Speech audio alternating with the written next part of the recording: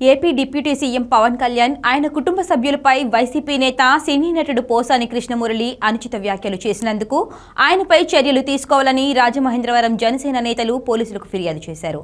ఈ మేరకు ఎస్పీ నరసింహ కిషోర్ను కలిసిన జనసేన నాయకులు ఆయనకు వినతి పత్రం అందజేశారు.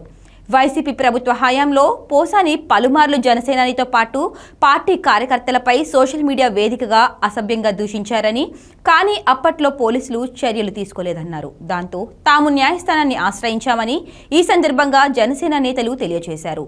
అలాగే CM Chandrababu, deputy CM Pawan Kalyan, MLA Adireddy వాసులపై సోషల్ మీడియాలో తప్పుడు ప్రచారం చేస్తున్న విశాఖవాసి రవికిరణ్ పై చర్యల కోసం టీడీపీ నేత చిన్నబాబు పోలీసులను ఆశ్రయించారు. ఈ మేరకు ఈ నెల 7వ తేదీన రాజమహేంద్రవరం ప్రకాష్ నగర్ పోలీసులకు ఫిర్యాదు చేశారు. ఆయన ఫిర్యాదు మేరకు నిందితుడిని పోలీసులు సోమవారం అదుపులోకి తీసుకొని న్యాయమూర్తి ఎదుట హాజరుపరిచారు.